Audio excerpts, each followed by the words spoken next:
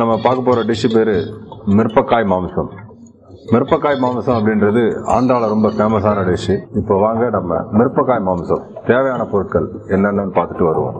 Mutton cubes 200 gram, இஞ்சி பூண்டு paste 75 gram, bajji மிளகாய் 5 நம்பர், கரம் மசாலா 10 கிராம், நறுக்கிய வெங்காயம் 100 கிராம், பச்சை மிளகாய் 4 நம்பர், கருவேப்பிலை தேவையான அளவு, மிளகாய் தூள் 30 கிராம், மஞ்சள் தூள் 1/2 டேபிள் ஸ்பூன், தனியாத்தூள் 30 கிராம், நறுக்கிய தக்காளி 100 கிராம், சமையல் எண்ணெய் தேவையான அளவு, உப்பு தேவையான அளவு. மிரப்பக்காய் மாம்சத்துக்கு தேவையான பொருட்களை பார்த்தோம். இப்போ வாங்க நம்ம மிரப்பக்காய் மாம்சம் ரெடி பண்ணுறது அப்படின்றத பார்ப்போம். ஒரு கடாய் எடுத்துக்கோங்க. கடாய் வச்சாச்சு, எண்ணெய் போட்டோன்னு சொன்னேன். எண்ணெய் சூடாயிடுச்சு. கரம் மசாலா, ஹோல் கரம் மசாலான்னு சொல்லியிருந்தேன். அது ஹோல் கரம் மசாலா அப்படின்றது பட்டை, லவங்கம், ஏலக்காய், இலை இதெல்லாம் மிக்ஸ் ஆன இதுதான் நம்ம கரம் மசாலான்னு சொல்லுவோம்.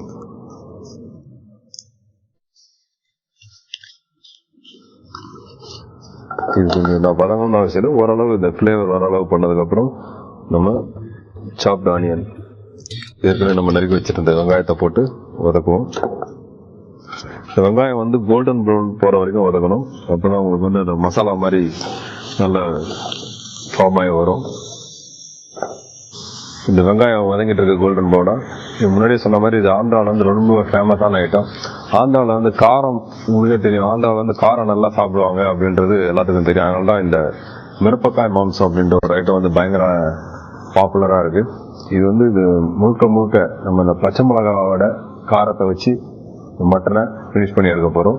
நம்ம வந்து இந்த மசாலா பொடியும் யூஸ் பண்ணுவோம். பட் பச்சை மிளகா தான் உங்களுக்கு வந்து டாமினன்ட் காரமாக இருக்கும் இதில். இப்போ கோல்டன் ப்ரௌன் ஆகிடுச்சு. முன்னாடி சொன்ன மாதிரி கோல்டன் ப்ரௌன் ஆனோன்னா கொஞ்சம் கருவேப்பிலை, அதுக்கப்புறம் பச்சை மிளகா, பஜ்ஜி மிளகாயை போட்டு இதோட நம்ம வதக்குறோம். இது வதங்கி வரும்போதே உங்களுக்கு இஞ்சி பூண்டு பேஸ்ட் போட்டு வதக்குவோம். இஞ்சி பூண்டு பேஸ்ட் இந்த மட்டனுக்கு தேவையான அளவு போட்டுங்க. இஞ்சி பூண்டை நல்லா பச்சை வாசம் போகிற வரைக்கும் வதக்கி இதோட எடுத்துருங்க. இந்த பச்சை மிளகா இதெல்லாம் வந்து இது போட்டு வதக்கும் போது இந்த பச்சை மிளகாவோட காரம் வந்து நல்லா இந்த மசாலாவில் இறங்கும். இதுக்கப்புறம் நீங்கள் இந்த மசாலா சொல்லியிருந்தேன் நான். கொஞ்சோண்டு மஞ்சள் பொடி, சில்லி பவுடர், காரம் நிறையா வேணுன்றவங்க காரம் போட்டுக்கோங்க. அதுக்கப்புறம் தனியா பவுடர் இதோட சேர்த்து இந்த மசாலாவோட வதக்கி எடுக்கிறோம். இந்த மசாலாவோட மிளகா பொடி நம்ம இந்த மிளகா எல்லாத்தையும் போட்டு வதக்கினோம். இது வதங்கி முடிஞ்சதுக்கப்புறம் நம்ம தக்காளியை போடுவோம். இந்த தக்காளி போடும்போது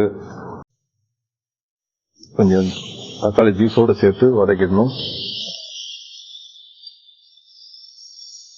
தக்காளி வதங்கிடுச்சு. இந்த தக்காளி நம்ம வதக்கும் போது இந்த மசாலா வந்து ரொம்ப திக்கு மசாலா வரும். பச்சை மிளகாவோட சேர்ந்து இந்த காரம் நல்லா இறங்கிட்டு இருக்கு. தக்காளி ஓரளவு வதங்கினதுக்கப்புறம் நம்ம ரெடி பண்ணி வச்சிருந்த மட்டன் கியூப் சின்ன போன்லெஸ் பீஸாக யூஸ் பண்ணுங்கள். அப்போ தான் நல்லாயிருக்கும். இப்போது நம்ம மட்டன் போன்லெஸ்ஸை போடுறோம்.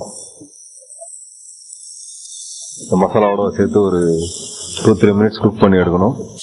அப்போ தான் இதோட குக் பண்ணி எடுக்கும்போது உங்களுக்கு வந்து இந்த மசாலாவில் இருக்க அந்த காரம் மசாலா எல்லாம் இந்த மட்டனோட சேர்ந்து வரும். இப்போது இதுக்கு தேவையான உப்பு போட்டு இது மட்டனோட கொஞ்சமாக மட்டனுக்கு தேவையான கொஞ்சமாக தண்ணி மட்டும் ஊற்றிட்டு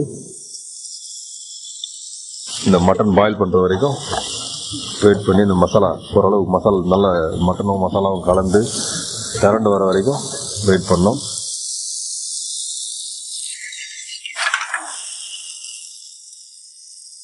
மிரப்பக்காய் மாம்சம் ரெடி ஆயிடுச்சு. இப்போ பாருங்கள், இந்த கிரீன் சில்லி, அந்த பஜ்ஜி மிளகா, நம்ம போட்ட மசாலாக்கள் அதோட சேர்ந்த மாதிரி ஒரு திக்கான மசாலாவாக வரும். இதை வந்து நம்ம எப்படி பரிமாறுறது அப்படின்றத பார்ப்போம்.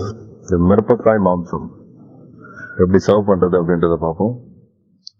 மட்டனு, மிளகா இதெல்லாம்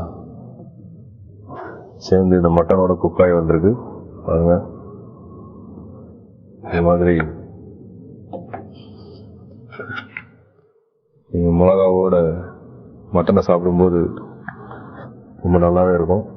பார்க்கறதுக்கு அந்த கலர்ஃபுல்லா அந்த இது, இந்த மட்டனோட இந்த மிளகா, அதாவது ஸ்பைசி பிரியர்கள் நிறைய பேர் இருப்பாங்க. நம்ம வந்து காரம் நல்லா சாப்பிட்டோம் அப்படின்னு சொல்லிட்டு, அதுக்கு இது ஒரு நல்ல டிஷ்ஷு. மிரப்பக்காய் மாம்சன்றது இந்த பச்சை மிளகா காரம் எல்லாத்தையும் போட்டு